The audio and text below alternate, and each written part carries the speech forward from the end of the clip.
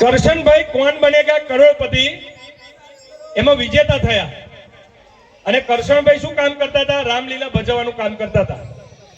એટલે એમનું ઇન્ટરવ્યુ બચ્ચન સાહેબે લીધું. બચ્ચન સાહેબનો અવાજ તો તમને ખબર છે. એટલે એ અમને ઇન્ટરવ્યુ લે છે અને કરશન કાકા એમને જવાબ આપે છે અને જે કોમેડી છે રામાયણની એ તમારી આગળ પ્રસ્તુત કરી રહ્યો છું. ઉપર ચડાવશો પાછા? હા, ઉપર જવું પડશે.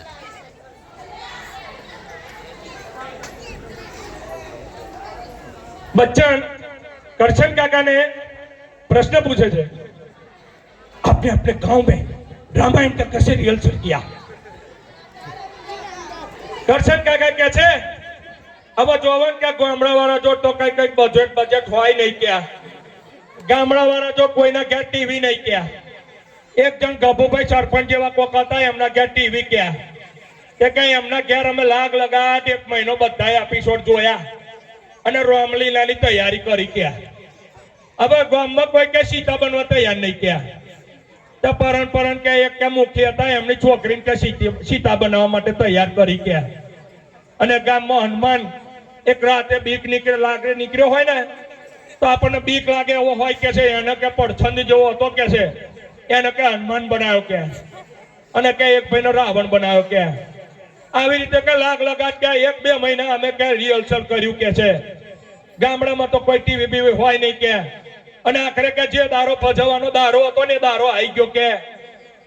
સારા 9 વાગ્યાનો ટાઈમ ને પબ્લિક તો 8 વાગ્યાનો આવી ગયું ને બધું પાથરીને બેહી ગયું અને રા ને ચીસ માડી વાળ્યું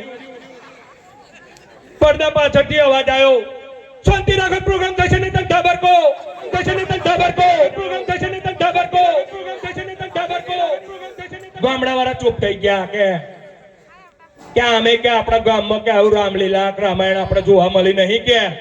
અને આટલા વર્ષો બાદ કે આપ ભજવો છે કે તો કે આપણે શાંતિ મારીએ કે એવા બધાને શાંત કર્યા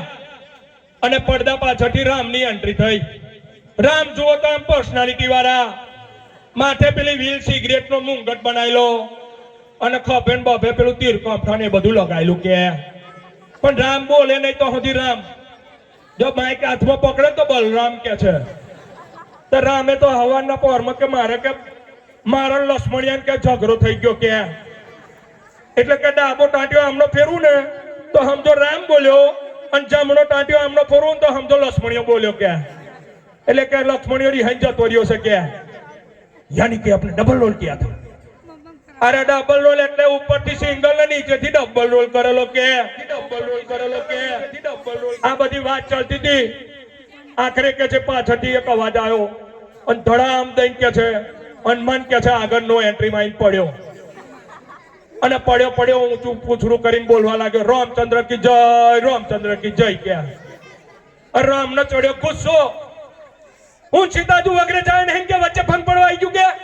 હું આદરું જ રહ્યું કે છે રામે પાછો તે લક્ષ્મણિયો પેલો હનુમાને 43 મગજનો વાદરું કોનો કરસ કે મારે બૈરી છોકરા છે ને આગળ પહેલી જ લાઈનમાં બેઠો છે કે સીધો રહેજે ને તને બાતરી કે કાઢીને હાથમાં દે કે ગામના મુખી હતા ને પાછા એમને પાછો બધો ઝઘડો શાંત કરાયો કે ભાઈ કે શાંતિ રાખો કે આવું વર્ષો નહીં કે એવામાં પડદા પાછળથી બીજો એક અવાજ આવ્યો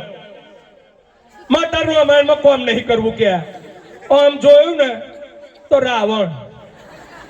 એક અસલ માથું અને 9 ડાલડા ઘીના ડબ્બા કે હવાનો કે છે હું હારા 5 વાગ્યાનો કે 9 ડાલડા ઘીના ડબ્બા લગાવીને બેઠો છું કે હવાનું કે બાથરૂમ જવું છે પણ જવું છે એમનો કે અંદર કે માતા રામાયણમાં કામ નહીં કરવું કે રામે સમજી ગયા કે એક કામ કરનો ભાઈ કે વેલા મોરા તારા સીતાને ભગાડીને લઈ જવાના છે ને કે એક કામ કર ભાઈ તું અત્યારે જ ભગાડીને લઈ જા કે બોલો અમિતાભભાઈ 5 મિનિટમાં રામાયણનું પિંડું મૂકીને વાત દીધું કે છે બોલો રામચંદ્ર કી જય.